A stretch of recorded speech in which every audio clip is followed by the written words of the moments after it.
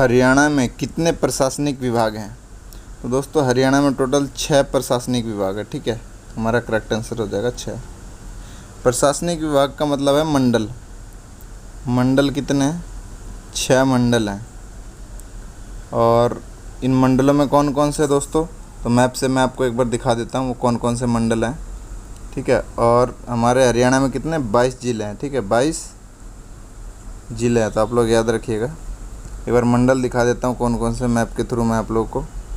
पहला दोस्तों हमारा अम्बाला, रोहतक, गुड़गांव, ये एक रोहतक हो गया, एक गुरुग्राम, 2 फरीदाबाद, 3 और कौन कौन सा है, और करनाल भी है हमारा, करनाल ये रहा। रोहतक लगा दिया हमने, गुरुग्राम लगा दिया, अम्बाला देख लेते हैं, अम्बाला ये रहा हमारा, अम्बाला लगा दिया, फरीदाबाद, करनाल, लगभग 6 लगा दिए हमने, 5 ही लगाए। फिर कौन सा रह गया? एक हमारा रह गया फतेहाबाद था, कौन सा था? हाँ दोस्तों, चलो कोई नहीं, आप लोग याद रख लीजिए। ठीक है, मैं अभी वीडियो में नेक्स्ट वीडियो में, मतलब नेक्स्ट क्या इसी का पार्ट होगा या इसी वीडियो में कवर करूँगा जो मैंने आपको बताया। वह कौन सी नदी है जो हरियाणा के उत्तर प्रदेश के बीच सीमा का निर्धारण करती है? दोस्तों यमुना नदी जो है ना, हरियाणा और यूपी की सीमा भी कहते हैं इसको। ठीक है, तो मैं मैप में दिखा देता हूँ कहाँ है हमारा यमुना नदी। ये देखिए, ये हमारा यमुना रिवर है, ये हमारा हरियाणा का बाउंड्री है। ये देख रहे होंगे आप, ये बाउंड्री देखो, ये वाला हिस्सा दिल्ली हो गया, ये हिस्सा तो दिल्ली में आ गया। इतना देखिए, ये पूरा का पूरा ये जो एरिया है ना, ये वाला, ये पूरा बाउंड्री किसके साथ है? यमुना नदी की बाउंड्री है, हरियाणा के साथ लगी है। ठीक है, ये हमारा उत्तर प्रदेश का ये है एरिया, ये उत्तर प्रदेश दिख रहा होगा आपको, यूपी। ठीक है, तो अगले क्वेश्चन की तरफ। वायुमंडल की कौन सी परत रेडियो संचार में मदद करती है? तो दोस्तों वो होता है आयन मंडल मदद करती है, आयन मंडल, आयनोस्फीयर भी बोलते हैं इसको। ठीक है, तो आप लोग याद रखें, इसको बाह्य मंडल भी बोलते हैं। बही मंडल दोस्तों एक्सोस्फीयर हो गया, एक्सपो मतलब बाहर, स्फीयर। ठीक है, सौर मंडल हमारा सबसे निचला परत, आंधी तूफान इसमें आता है। समताप मंडल, इसमें रॉकेट मिसाइल वगैरह उड़ती हैं आराम से। ठीक है, आयन मंडल में रेडियो संचार ये सब तरंगे होती है हमारी। और समताप मंडल के जस्ट जहाँ पर ऊपरी सिरा होता है यहाँ हमारा ओजोन पाया जाता है। तो पिछले क्वेश्चन में हमने देख लिया था पूरा चार्ट के थ्रू, बाकायदा उसमें ड्राइंग वगैरह की हुई थी। गिन्नी गुणांक किसके लिए प्रयोग किया जाता है? दोस्तों ये आय की समानता को मापने के लिए किया जाता है इसका प्रयोग। एक फार्मूला है, उसका नाम है गिन्नी गुणांक। ठीक है, 1909 का अधिनियम किससे संबंधित था? दोस्तों 1909 का अधिनियम को हम बोलते हैं मार्ले मिंटो सुधार भी बोलते हैं, मार्ले मिंटो सुधार। ठीक है, ये 1909 में हुआ था। इस समय दोस्तों अलग निर्वाचन मंडल की वो कर दी गई थी कि वे मुसलमानों के लिए पृथक निर्वाचन मंडल की वो होगी शुरुआत। इसमें दोस्तों हमें बजट पर चर्चा के लिए बोला गया था कि हम आपको अधिकार देंगे, पर दिया नहीं गया था, वो शायद 1919 वाले अधिनियम में दिया गया। ठीक है, तो आप लोग याद रखिएगा। अगला क्वेश्चन, गद्दर पार्टी के संस्थापक कौन है? तो दोस्तों ये लाला हरदयाल जी हमारे गद्दर पार्टी के संस्थापक। लाला लाजपत राय दोस्तों, जब हमारे में वो आया था, अंग्रेज़ आए थे, अंग्रेज़ कमीशन आया था उस समय, तो इन्होंने मतलब उसके विरोध में अपनी जान गंवा दी थी। अंग्रेज़ों ने लाठी मार दी थी इनके सर पर। तो इनका एक नारा भी है, मेरे सर पर एक एक लाठी, कुछ ऐसा ही है, का बदला लिया जाएगा, जो भी था। भगत सिंह के बारे में तो आप लोग जानते ही हैं, इतने बड़े हमारे देश प्रिय जो हमारे नेता थे, सबसे गद्दार नेता थे। कुंवर सिंह के बारे में आप लोग जानते हैं, 1857 की क्रांति में बिहार में अंग्रेज़ों के छक्के छुड़ाने वाले थे। बिहार में धुरंधर आदमी थे कुंवर सिंह।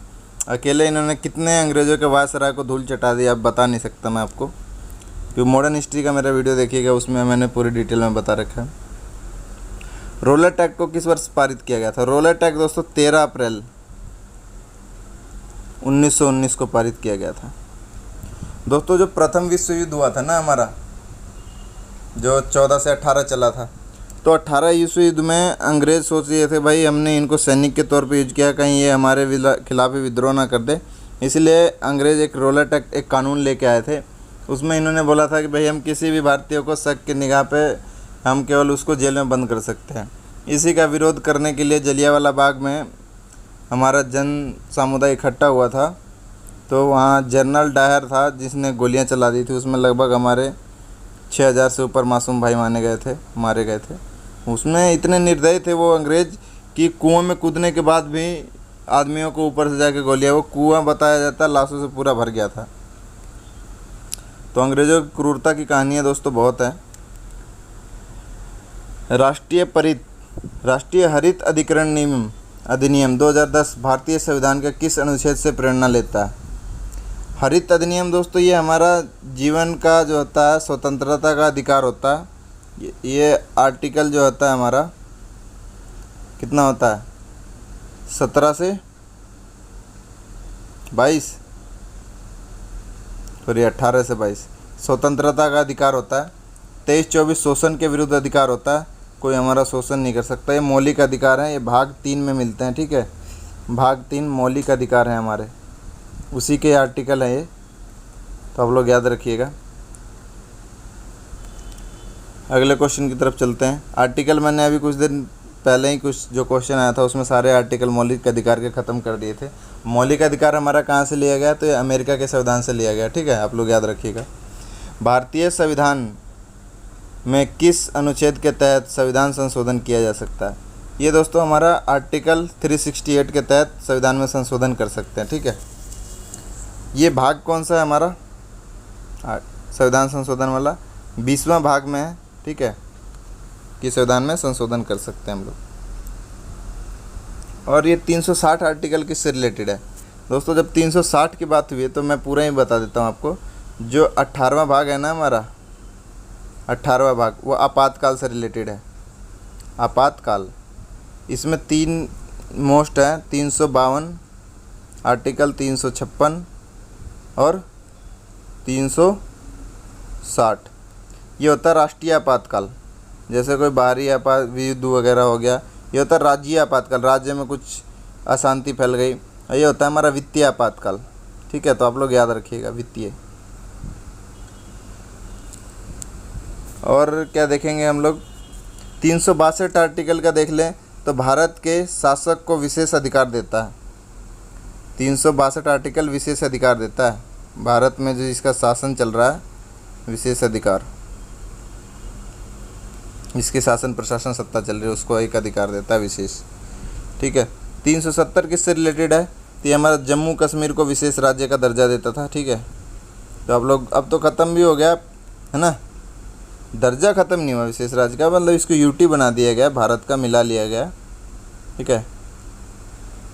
तो अगला क्वेश्चन आ गया स्क्रीन पर। हरियाणा का प्रथम सैनिक विश्वविद्यालय किस जिले में स्थित है?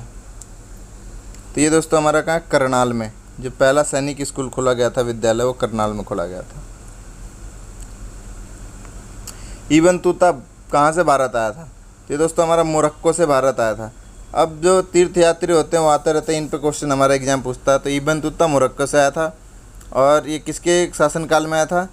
तो मोहम्मद बिन तुगलक के, MD तुगलक, बिन तुगलक, ठीक है, इसके शासनकाल में आया था। एक था दोस्तों हमारा ये पूछता है हेनसियांग, ये किसके शासनकाल में आया था? ये चीन से आया था। ये हर्षवर्धन के शासनकाल में आया था, ठीक है, हर्षवर्धन। और एक अलबरूनी था, अलबरूनी, इसको वेदों का ज्ञाता भी कहा जाता था। ये उज्बेकिस्तान से आया था, ठीक है, आप लोग याद रखिएगा। अगला क्वेश्चन स्क्रीन के ऊपर, संघ सूची या राज्य सूची भारत के संविधान के किस अनुसूची में दी गई है? दोस्तों 7वीं जो अनुसूची है ना हमारा, ये 3 लिस्ट है। इसमें जो केंद्र सरकार जो कानून बना सकती है जिन विषयों पर, राज्य सरकार और संघ जो दोनों बना सकते हैं, ठीक है। तो उसके ऊपर है ये 7वीं अनुसूची, इसमें सारे अधिकार लिखे हुए हैं कि कौन किसके ऊपर कानून बनाएगा। 4थी अनुसूची दोस्तों राज्यों से रिलेटेड है, ठीक है।